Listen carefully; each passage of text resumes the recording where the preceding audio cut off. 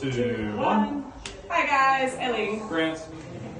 We carry on from Nathan Rose. We're talking about rides and one-footed spins.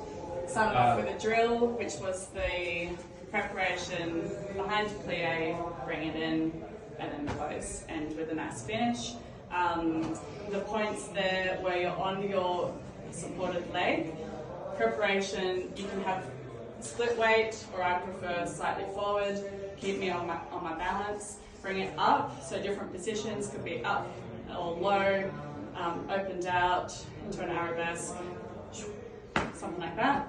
And we did full rotations on both sides, so that's something you can practice at home. Yeah, build up to it, start with quarter turns, build to half turns, build to full turns. Once you've got full turns, then go again, 1 1/4, 1 1/2.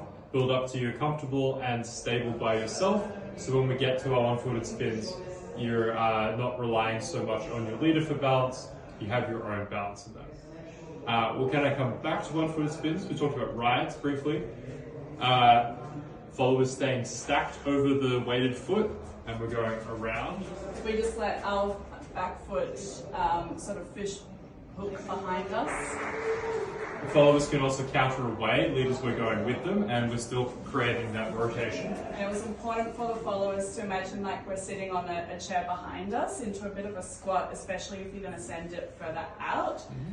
Really squatting down here, so we've got our own weight, but we're weighted back, not too top heavy. Leaders, for us, using our connection point that's closest to our follower's center. That left hand is mostly for decoration in this particular position. Most of my connection is on my shoulders and followers back. As our followers go down in the counterbalance, we are also going down. And as we have been doing for the whole term, leaders, as we go around, we're crossing in front with our left, keeping our torso facing our follower. A variation we did was where the follower took an extra step around and then send that left foot out, doing into a second position, or you can bring it out in front into an attitude, or take it down. So we're talking about having nice leg positions, but also the variation in height is really nice for the followers.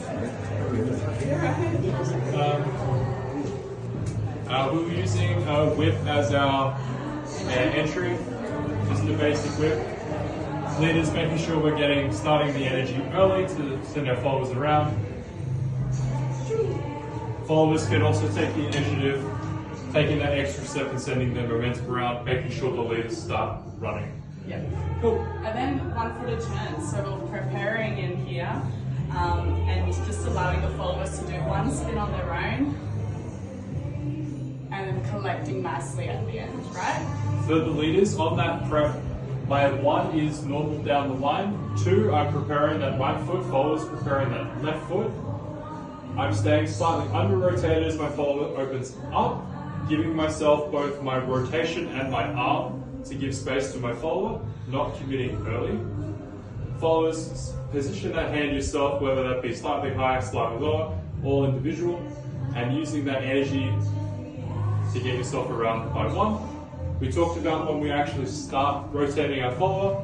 Followers take the first turn, leaders, we're driving the subsequent ones. We had a discussion about pulsing away versus pulsing towards.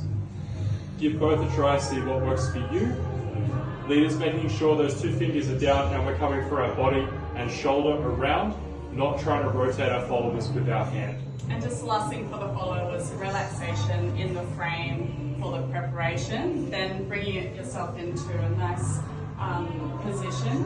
To slow it down the exit, you can expand out and have a nice leg line, taking it, say, into a ride from there. There's different variations you can do. But yeah, relaxation in the frame was a nice variation to create something different in the exit. Or it's a simple spin into a hit, or we're talking, giving something really crazy in out there. Awesome job, guys. Thank you. Good job. Thank you.